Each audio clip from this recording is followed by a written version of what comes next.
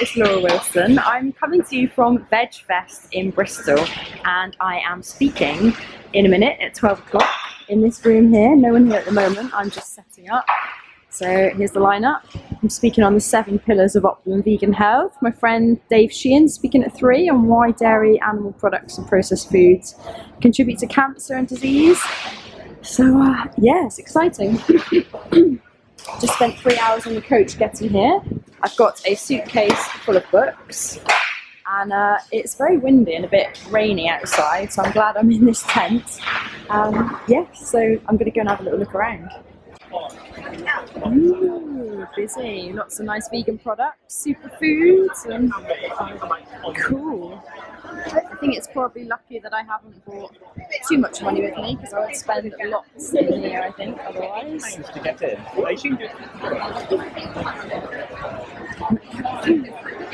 Oh, look at these vegan cakes. These look amazing.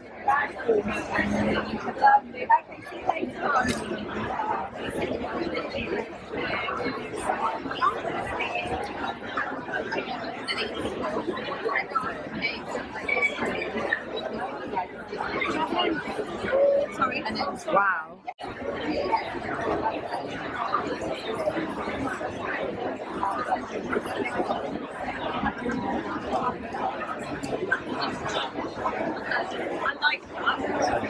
Just so I know kind of where we're at, vegan-wise, health-wise. Who here is a vegan now at the moment? Okay, so pretty much everyone, a couple of exceptions. And who's been a vegan for over 2 years? Okay, so great. So we've got a mixture of kind of new vegans, old vegans in terms of veganism, and some people who are kind of, yeah, trying it out. So that's brilliant. So my name's Laura Wilson. I've been a vegan for 4 years, vegetarian for about 10 years. And my path to veganism has been a kind of rocky one, an interesting one. And my aim today is to share a bit about my experience, kind of my research, and more. I wanted to make veganism easy in terms of, you don't need to buy weird and wonderful superfoods and have to buy everything from miles away. Or I wanted it to be easy, sustainable, because from the work and research that I've done, I think it's very easy for people to come into veganism, embrace it for a short term.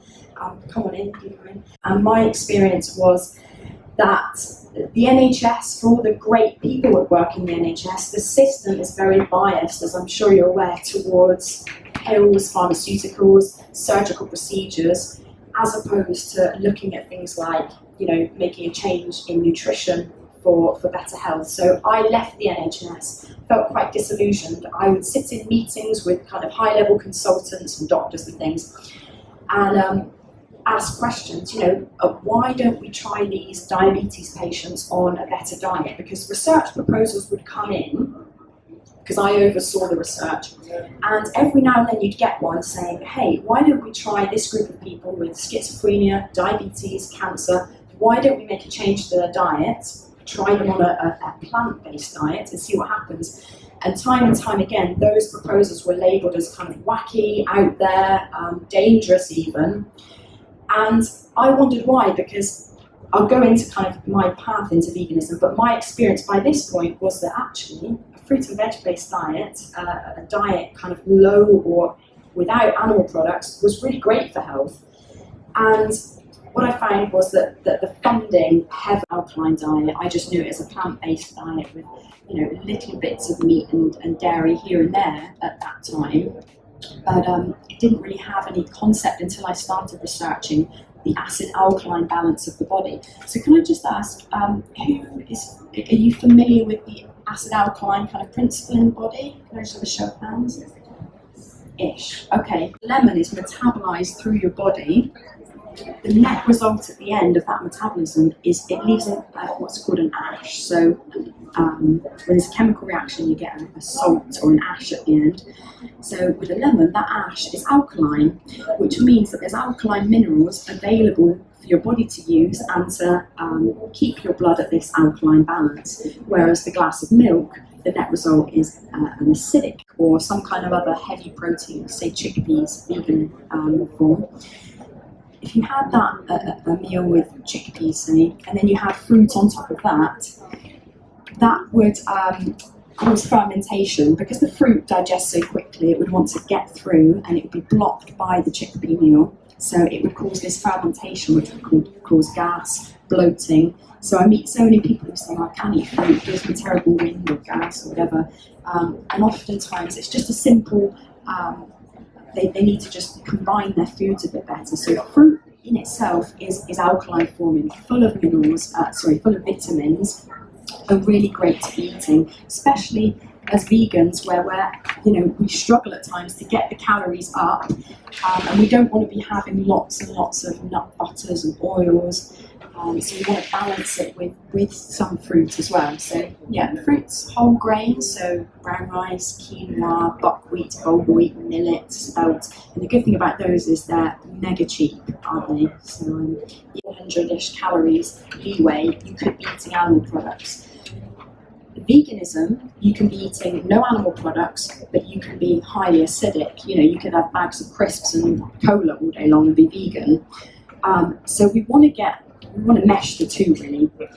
So we want our diet to be mainly alkaline forming and vegan. That's the optimum diet for us humans. Now, as you know, we're in a dietary health crisis. It's, you don't have to be a genius to work that out. There's serious preventable lifestyle-based diseases are killing more people than ever before. And yeah, it's abundant in our Western population. So we're living fast lives and slow bodies. If you think about the internet, our ability to travel, everything is fast, but more and more we're slowing our bodies down. So I will just touch briefly on what a couple of notable doctors say about a vegan diet for great health. So this is Dr. Neil Barnard, who actually wrote the foreword to my book here. He is president of the Physicians Committee for Responsible Medicine in the US, and he does wonderful work. He led the largest study on diabetes for using a vegan diet to reverse type 2 diabetes, and got amazing results with it. He's really good. I'm sure many of you have heard of him, but if you haven't, do check him out on YouTube. He's got some great short videos that really explain this stuff really well. And he says meat consumption is just as dangerous to public health as tobacco use. It's time we looked into holding the meat producers and fast food outlets legally accountable. The beef industry has contributed to more American deaths than all wars of this century, all natural disasters and all automobile accidents combined. So, it's outstanding, isn't it, really? It's, when you hear it like that, yeah, it's scary. So just really I would encourage you, and I'm sure you're doing this already, but just to speak to family and friends who aren't vegan, give them these type of facts, because some people, quite frankly, to start with, won't care about the animal things. I've met a lot of people who are like, I don't care about the animals, they're there to be eaten, which is totally the wrong attitude, I know. But if you can get people in with a cold, hard facts about what's going to do for their health, that can be often a way in. So yeah, I'd recommend Neil Barnard. Dave Sheehan, who's talking later, he's going to be talking more on meat and dairy and cancer and disease and how it really... 3 is sleep and balancing rest. Number 4 is living alkaline foods. 5 is eliminating acidic toxins. 6 is movement and posture.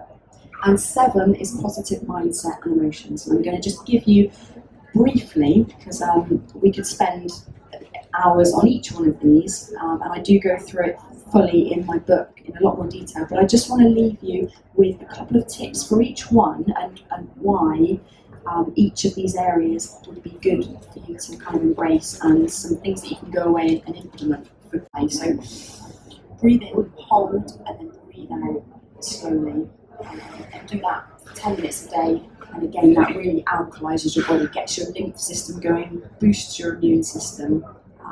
It sounds simple. A lot of people I work with say, yeah, okay, I'll do that, but what else do I need to do? It's like, no, start with that, especially if you're suffering with any kind of ill health at all. That, as simple as it is, will make a big difference. Okay, so pure hydration. Now, we live in a world where our water systems are becoming more and more polluted with medical toxins, organic compounds, inorganic compounds, heavy metals. So we really have to be careful of two things, really.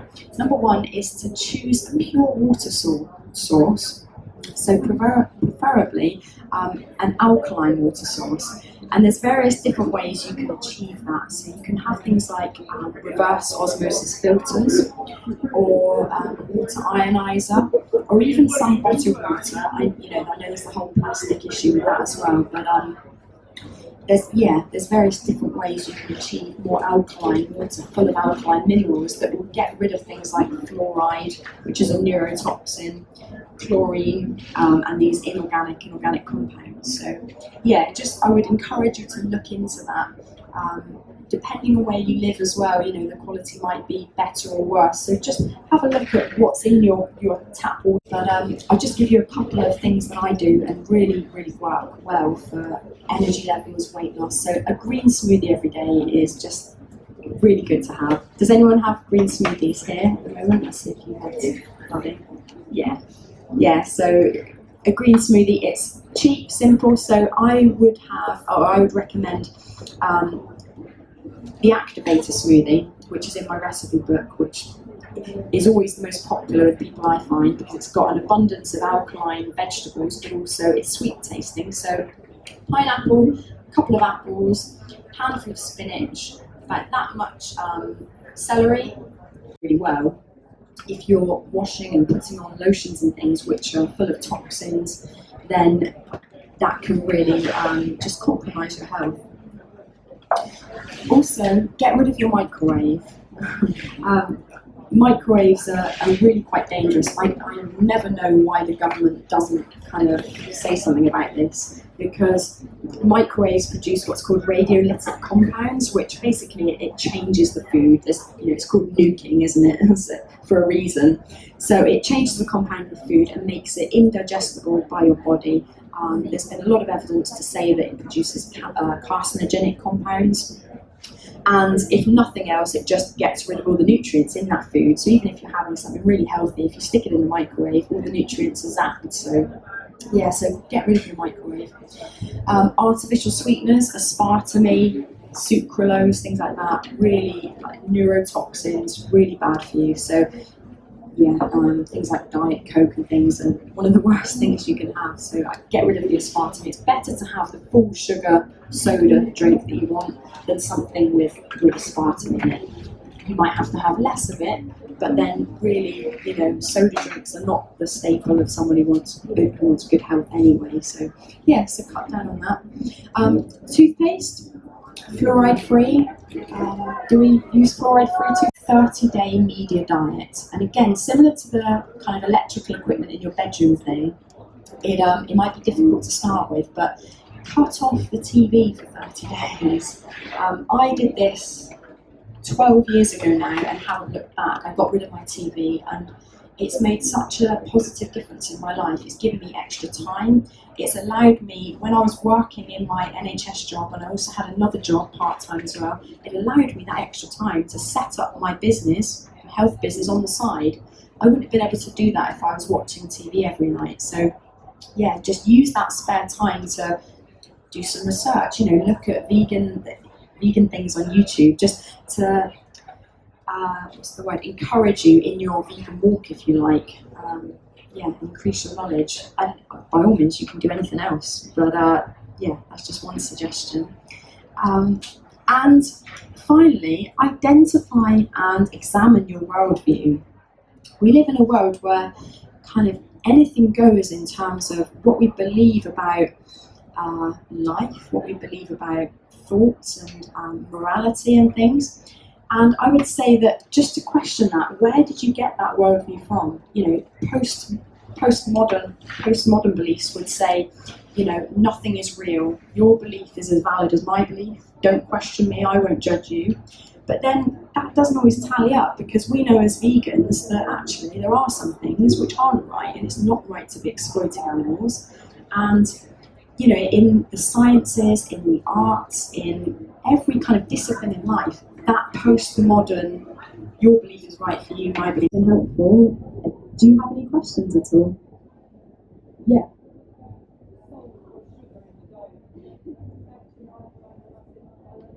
Okay, so salt or sugar in your diet, how does that affect the alkaline balance? It really depends what type of sugar. Fruit sugar in its natural whole plant form is fine. If you eat fruit on its own, or at least the 4 other foods, if you eat that plant sugar after a stodgy meal, it's going to acidify because it's going to ferment. But for the most part, whole food sugars is fine. Refined white sugar, acidifying, yeah. And salt, it doesn't have a massive effect. It will affect things like, whether you feel bloated, but acidifying, it doesn't have a massive effect. Yeah? Yeah?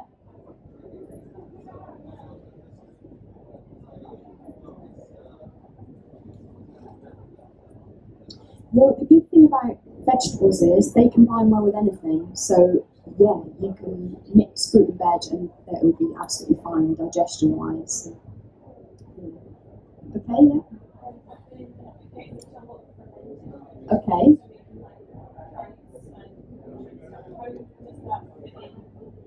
Great question. So yeah, things like sauerkraut, fermented foods, I think they're wonderful. Really good. Yeah, great for gut health, for the flora, the bacteria in your body. Yeah, really good. And again, really cheap. How easy and cheap is it to make sauerkraut or some kind of kimchi? So yeah.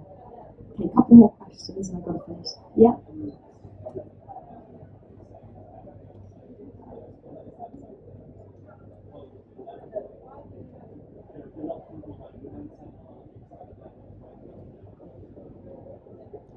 Yeah, so that's a good question. The sleep cycle thing is, this gentleman asked, what does our body do that naturally?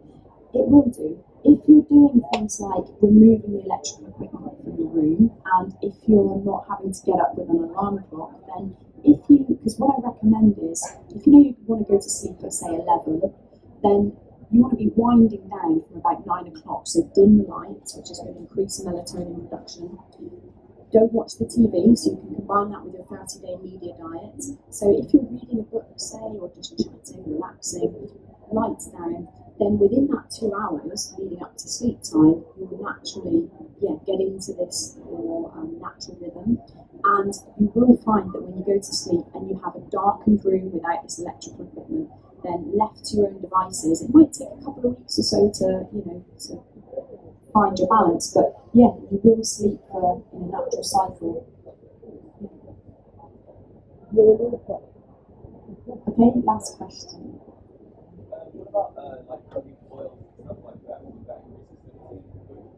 Oils? Yeah, so I'll just say one thing very quickly on that. Don't cook with non-saturated or polyunsaturated oils because they hydrogenate. Even if you're using olive oil or flax oil, which are good oils, if you heat them up, they will hydrogenate, which produces a compound almost like plastic in your body, which is really highly undigestible. So if you're going to use an oil, use coconut oil, and coconut oil is alkalizing. So yeah, okay, very last questions maybe here.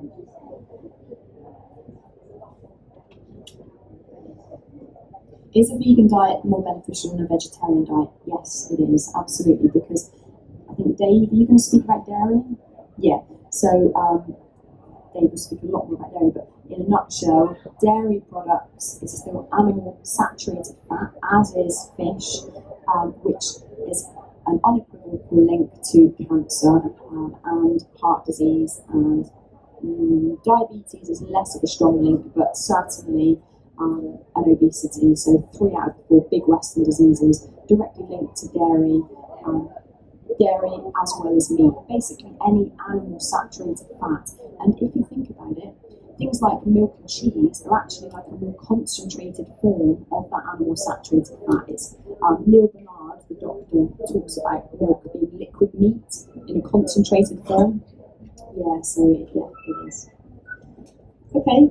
Well, thanks so much for coming. Enjoy the rest of VEGFEST this weekend, and lovely to see you. And I'll be signing my books here. Thank you very much.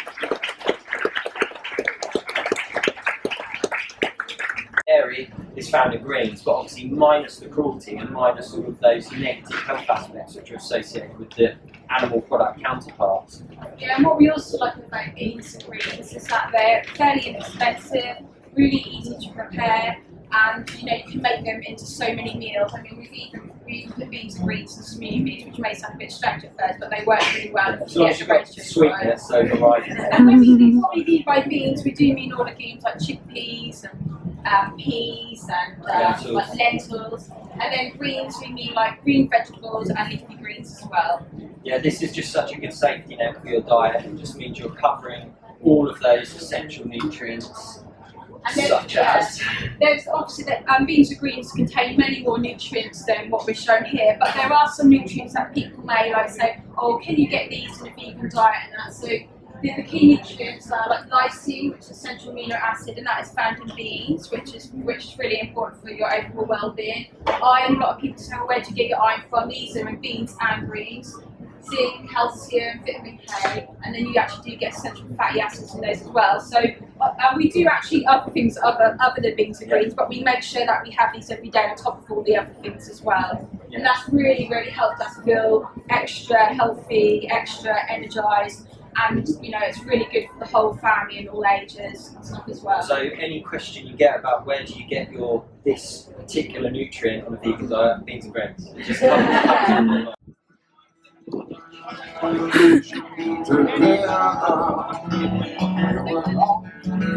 So I just did my talk, my nutrition talk, and it went down pretty well. We're interested. I think there's about 70 people there, and sold quite a few books. So that's good. Just wandering around. Had a Indian wrap afterwards, soya mince wrap, vegan. All the food here is vegan, which is amazing. I just want to buy everything because it's so infrequent that you get places where it sells so much vegan food. So I just want to buy everything, but I'm not going to be able to. So just going to take a wander around. This guy playing on stage at the moment. Don't know who he is, but quite chilled.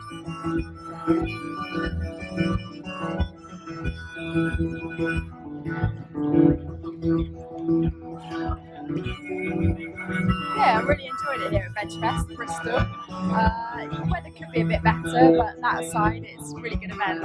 Really nice vibe here. People really interested in nutrition, health, helping the animals and the planet. So yeah, enjoying it. 23, come on! 24, 20,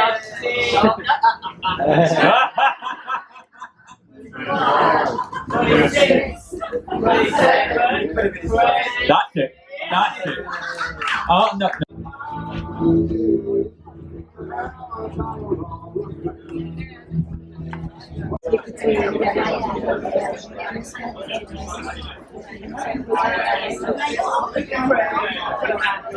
Instead of looking at why did the person get cancer, was it food related, was it stress related, maybe it was something genetically, what is the reason? Instead it's, let's cut it, let's burn it, let's poison it, let's do something like that. It's like when someone gets part of the body cut off because of that external side of it. It's not looking at what is the inside, what happened on the inside of the body to give them cancer in the first place. And this is why we need to learn more and more information about what actually is the truth about the impact of food, and how, again, as I said, we have the power to make a difference ourselves.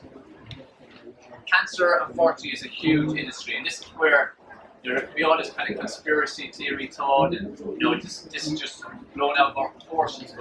And this is where I would have been many, many years ago, just like when I was first made aware of veganism. I thought it was a cult, but the more I looked into it, the more I saw this actually makes a lot of sense. And this is why it's so important to be open-minded. But if you look at the amount of money that's put into cancer research, it's hundreds of millions, if not billions, all over the world. It's gone from being like 4th or 5th killer to now all the way up to first killer, and it's just increasing all the time. So what's happening with all this money? And the problem is that it's not the interest of the bigger powers that are there to have healthy people, because healthy people just make money. And that's the sad reality of the world we live in, that the world's about money, the world's about greed, and this is where we have to set ourselves aside from being like that. We have to become compassionate, and loving the way we're meant to be, to help each other and to share, as I said, share information with people that we know will help them. Such a huge, huge industry. As it says here, we're 160 million a year, and that will only keep increasing all the time. So I'm back home from VEGFEST. It's the day after, and yeah, I had a long journey home, and yeah, it was quite a tiring day, quite full on. Great to catch up with my friend Dave and meet other really inspiring people, vegans. I really enjoyed Darren and Georgie's talk from veganfitness.com. I'm going to be following their kind of journey and how they eat, and maybe implementing some of their practices into my own vegan lifestyle. And what else can I say about the event? It was really, really good. It was a great experience. If you're not vegan, or if you're curious about going vegan, or if you are vegan and you want to have a place where there's loads and loads of delicious foods and goods and things, then it's just a really great event to go to. It's so nice that and I found this a lot with going to vegan events. So I've been to a couple in Thailand, some in Plymouth, and various other places. You get a nice kind of chilled vibe. When you're vegan, you have energy, and you have kind of this nice energy about you that you don't need to drink. So like yesterday they were serving beer, but there was no one drunk or anything. There's no one misbehaving. It's just really nice environment. Everyone gets on. Great for conversation. You meet other people, find out how, what's been their experience with veganism. Oftentimes it's people who've had health struggles and they've turned vegan to improve their health, and it's just really inspiring to hear stories of how incorporating more plant foods and ultimately going vegan has helped them feel a lot better, look a lot better, lose weight, have more energy. So yeah, VEGFEST is on all over the world. So in the UK there's one. I've been invited to speak at one in London. Is it probably London in October? I would have loved to speak, but I'm away. I'm away that week, so I can't do it, which is a shame. But do get along to that one. They have them in Birmingham and all over the world, Australia, US. So yeah, do go along and just see what it's like. Experience some nice vegan food. Learn more about great health, and kind of less cruelty to the animals and all that kind of stuff, and hear some interesting good music and diverse culture.